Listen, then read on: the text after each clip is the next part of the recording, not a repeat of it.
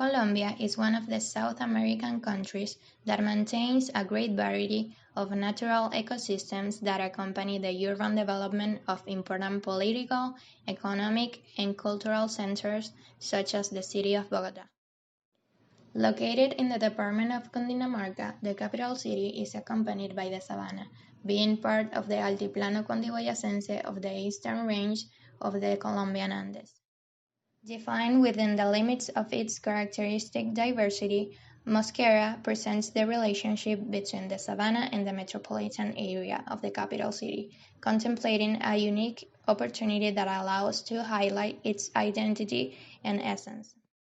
Understanding that it formally differs from its adjacent settlements thanks to the division generated by the Bogota River as a barrier between urban development of metropolitan density and rural development of predominantly green voids within an area of 10,700 hectares.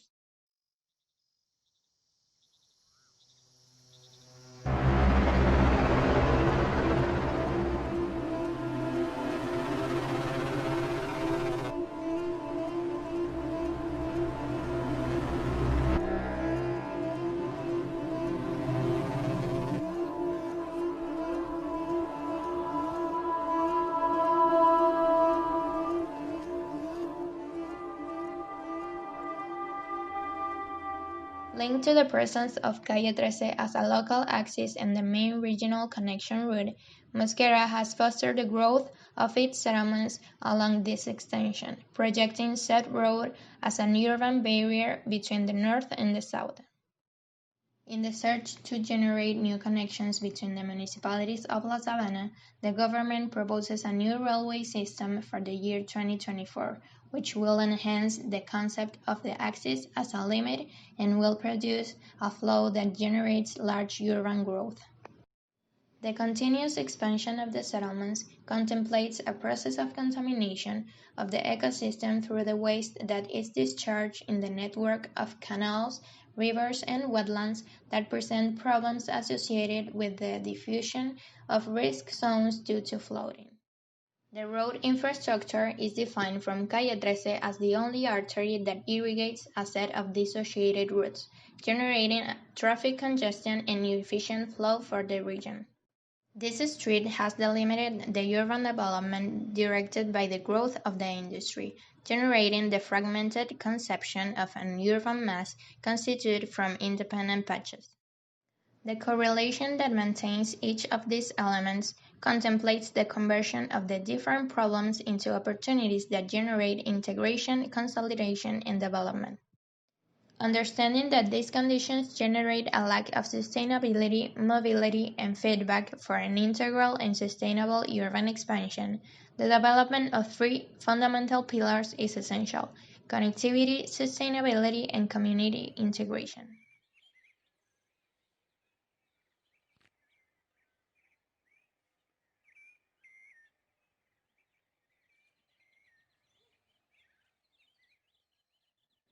For this situational correlation, the idea of an interaction of the urban ecosystem as an unifying thread of an integrating diversity arises. This conception defines the reinterpreted vision of living in Mosquera, where its network of canals and purest urban variety constitute new relationships between industrial areas, pedestrian infrastructures, and agricultural fields as part of the community and tourist activity, understanding that the current panorama, fragmented and dissociated from different urban components, it would become Mosquera Agrodiversity.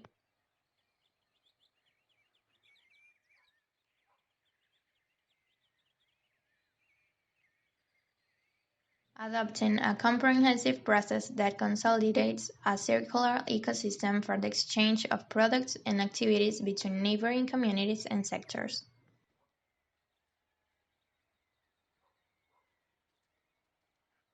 The development of the idea is raised through a catalog that includes urban guidelines and pieces, designed to meet the needs of a comprehensive and diversified community.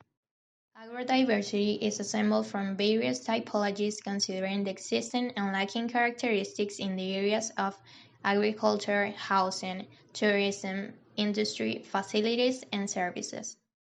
Currently, agricultural development is consolidated in a disaggregated way on 23% of green areas, so the concept of cultivation is implemented as a transition space and typological integration between areas, proposing models of crops and greenhouses as tourist and community attractions,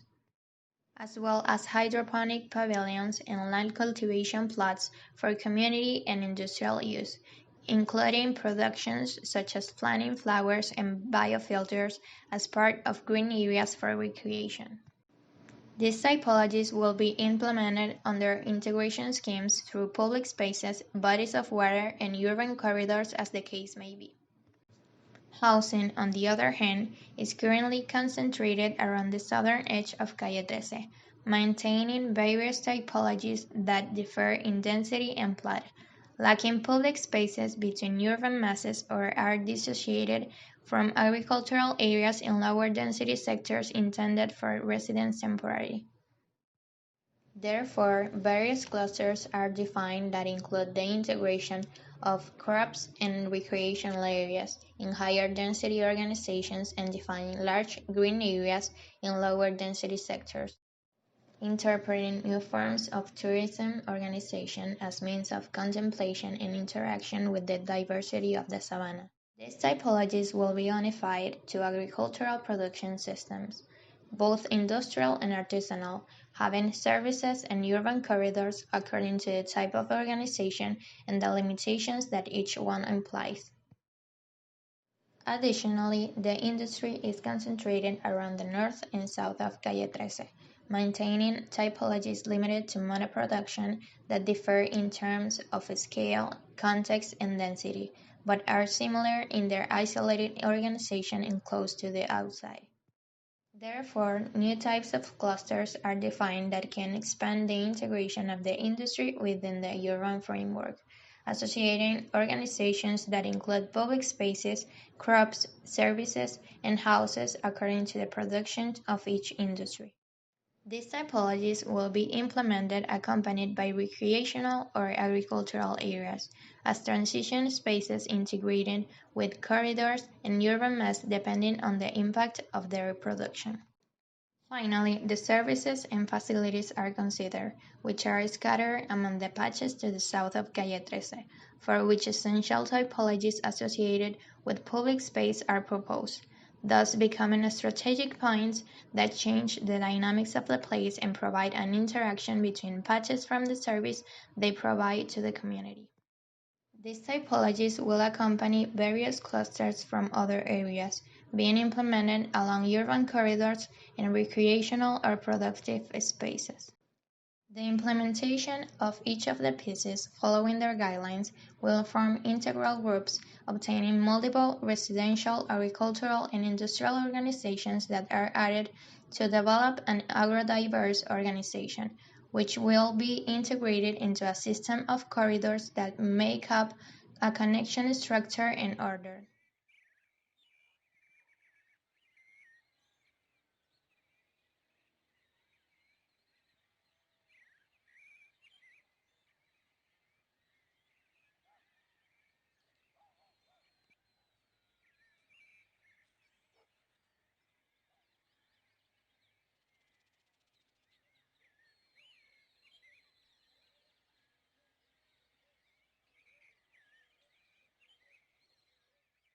From the existing dissociation between water bodies, the existing patches, and Calle 13, first, for the consolidation of an agro-diverse system,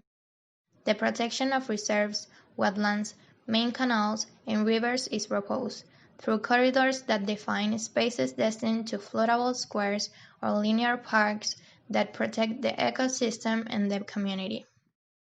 Along with these protection systems, attractor corridors are developed that generate new connections and flows throughout the system, weaving a thread that integrates Fonsa, Bosa, and Madrid as part of a new urban and agricultural organism that accompanies the irrigation canals, define a network with the new rail system, and release the extension of Calle 13.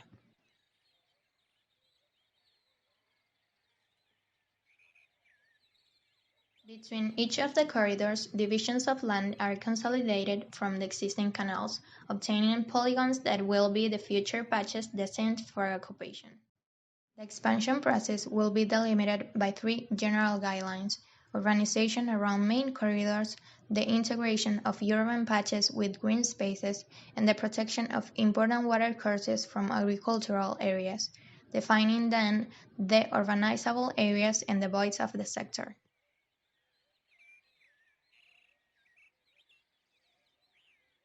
Understanding that there are multiple combinations of typological pieces, agrodiversity associates the conception of diverse schemes that contemplate varieties of occupation within the previously proposed urbanization guidelines, verifying the heterogeneity and ductility of the process.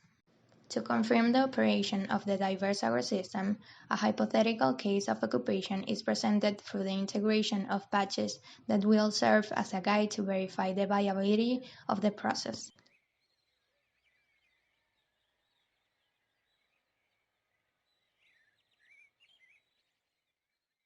The agrodiversity assembly scheme begins with an analysis of the current situation for the definition of urban corridors and the grouping of pieces using established guidelines. This process defines whole cells that establish appropriate relationships with current and proposed fragments.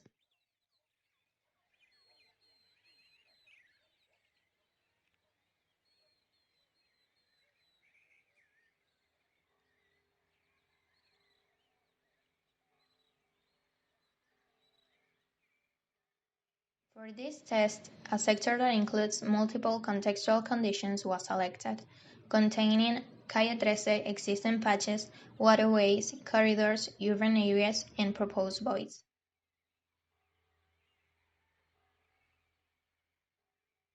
Understanding that the agrodiversity scheme seeks to stop the continuous dissociating growth and the lack of connections,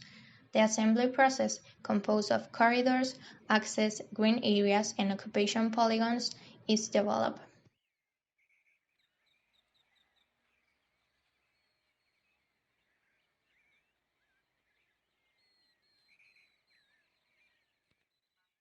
This process can be implemented multiple times throughout the system, integrating independent assembly processes that can be performed asynchronously.